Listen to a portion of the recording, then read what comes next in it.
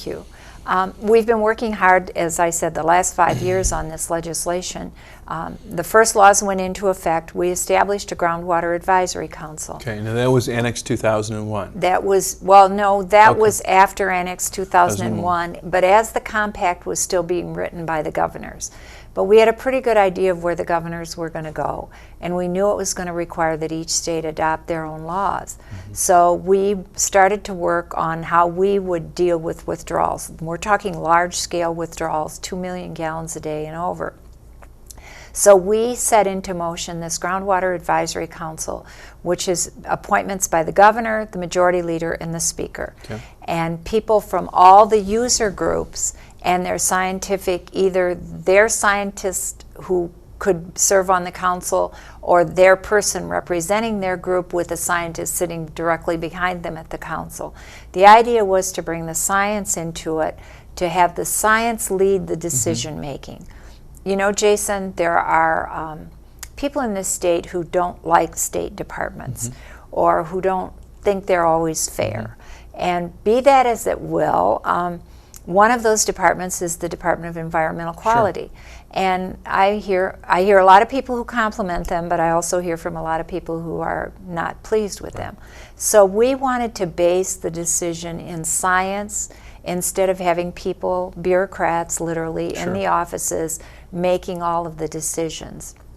So we have developed what we call a water withdrawal assessment tool, which is literally a click and point on a computer. People can go in and put in their GIS coordinates where they want to drill a well, and then they will literally, within a matter of 2 or 3 minutes, receive, based on the information they put in and then the information that all these scientists have gathered to build this tool, they will be able to receive an answer back on literally between 75 and 80% of the wells that want to be withdrawn in the state.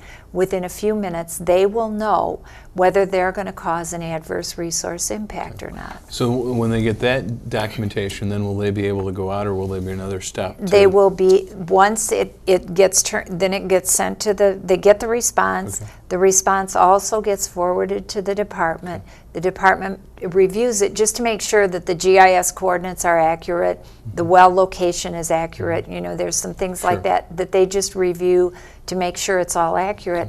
And once that's done, and the department has to respond within 10 days. Wonderful. Once that's done, they're good to go. They can start drilling.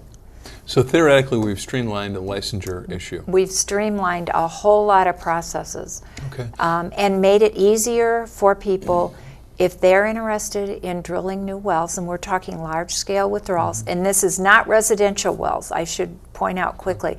All residential wells are exempt.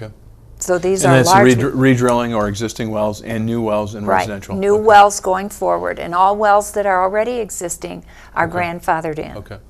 So, and it's based on science. I mean, duh, how good is that? That we would really base it on science instead of, you know, perhaps some more squishy rules and regulations. Now, there have been some comments that have been coming out of the House, and you and I both know at times it becomes a bit of a challenge talking about rural Michigan as a good place to have their cabins.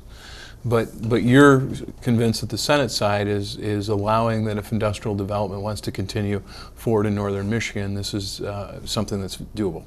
Yes, in fact, this is probably better for northern Michigan than the rules that we have on the books now, because it does base it in science and it allows people to move forward more quickly. And it preserves those resources. I mean, those trout streams, those wonderful rivers that we all like to canoe or sit on and watch the fish go by, are still held in high priority and are held in account. So you can't withdraw enough water that you would literally draw a river down to nothing. The health of the fish is a key component of the water withdrawal assessment tool. So that you'll take a look at, they'll take like a baseline population on the Pure Marquette or the River Jordan. Right. They've taken, now, do you get to find out where the good trout fishing places are?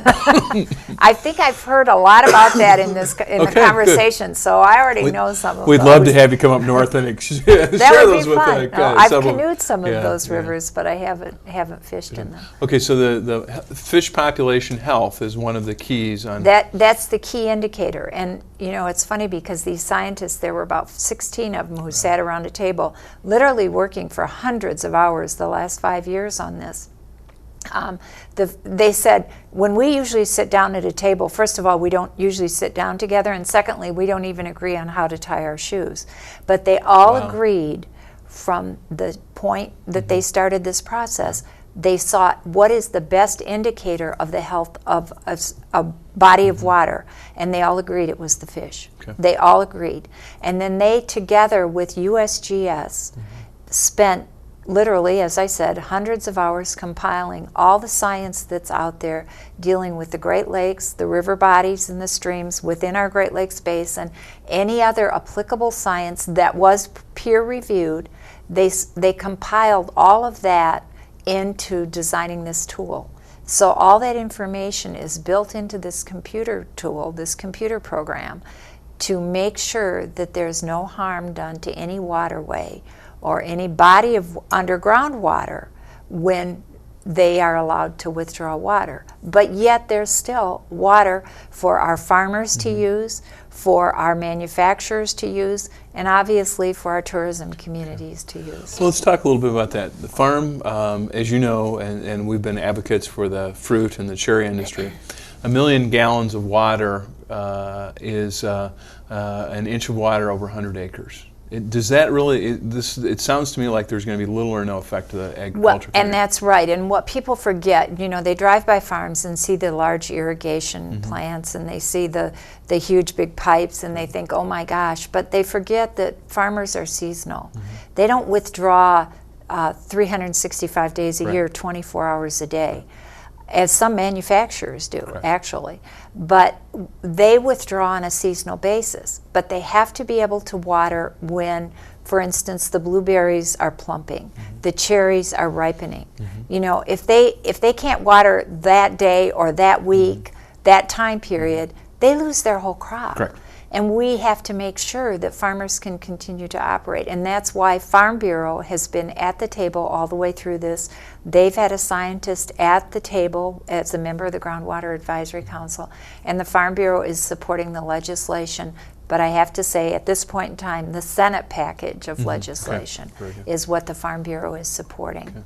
Then going on to the standpoint of manufacturing, because we have such a diverse geography. Over in Rogers City, we have a large limestone quarry, which has got its roots back to United States Steel. Up on Drummond Island, we have another, it's a dolomite, which is, and they do a lot of pumping to keep the properties.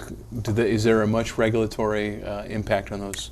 No more than what they have now. Okay. And the idea, again, is that they're allowed to continue to operate as long as they don't harm a resource. And there's plenty of water in most places in this state. There are very few places where there is a shortage of water in this state, and actually when we did the laws 5 years ago, we passed a water conflict legislation law that's now on the books to help work out any conflicts. But as long as they don't have an adverse resource impact, and that's been built into this tool, then they're good to go. Wonderful. I assume Native Americans and the tribal issues are pretty well worked through too and coming together? Yeah, we feel that we've dealt with any issues that they may have. So, you know, this has been a long process. I know, 5 a lot years of people, 5 years, I know. Yes, it's So now how does the process work? There's a Senate version which has gotten a lot of broad-based support, and then there's a House version which in some ways has been critical of rural Michigan. How does this all sort of come together? Well, right now, and we're almost to the middle of March, so by your tie, we haven't quite reached March 17th.